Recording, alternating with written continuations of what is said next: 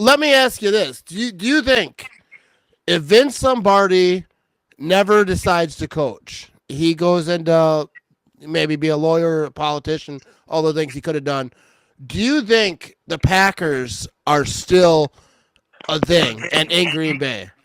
No, I think Coach Lombardi came in a time where I think the Packers were 1-10, and it's been well documented. Um, Cliff will tell you this, that without Coach Lombardi, this team could have packed up and moved. And what a crime that would have been. Now, Coach Lombardi probably would have stayed in teaching and coaching somehow, some way. He probably was a great salesman. He made sales training tapes for people, but I don't think Green Bay rises to the meteor type of influence in the NFL it did without Coach Lombardi.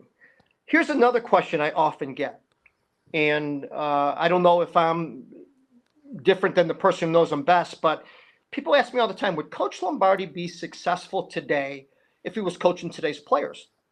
And his son was asked the very same question. So who am I to go against his son? And his son said, no, I don't think my dad would be as successful today as he was back then. And I said, I think they would be, because at some point, the players have enough money. The players are being paid millions and millions of dollars. At one point, when that financial security is in place, they want to wear a ring. They want a Lombardi. Yeah. And I think that he would have been successful if the environment was right and the player philosophy to his philosophy was in alignment. I think he'd have been successful. That's my take on it. Yeah, and the other thing, not to go against his son because I, Yeah. you know, Yeah. but I think that today's players, because they are millionaires, and that's what a lot of people talk about, like how hard it is to coach people who are, crazy rich. But I think the players, it's about respect, and they would respect Vince Lombardi. So I think that he could have been just as successful. I think that his message to the players would work today. I think that they would. I think it's all about respect because they look at Belichick.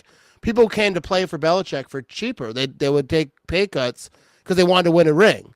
They respected, like, hey, well, I know there we have a chance to win. So a lot of players like Randy Moss, a lot of these guys wanted to go there, and a lot of them took less money to do it because they thought there was a very good chance you're going to win a ring. And it's not even that. I think it's about just saying I want to play for him. And I think Vince Lombardi would have had that same thing where players would say, I want to play for that.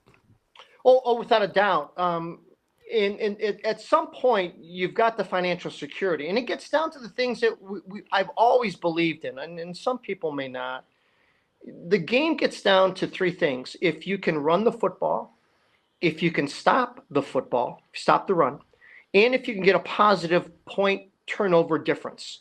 If you fumble and they don't score, and then you recover a fumble and you score 3 points, that's +3. I think that's a formula for victory, and that's what Coach Lombardi taught. He wasn't fancy. He didn't want to Yeah. be fancy. He operated under the KISS method. Keep it simple, and everyone knew what play they were going to run. He just taught to perfection that no matter what environment, what team, what scheme you have, we could block it, and we're going to block it, and we're going to score. Man, that's how he taught his team.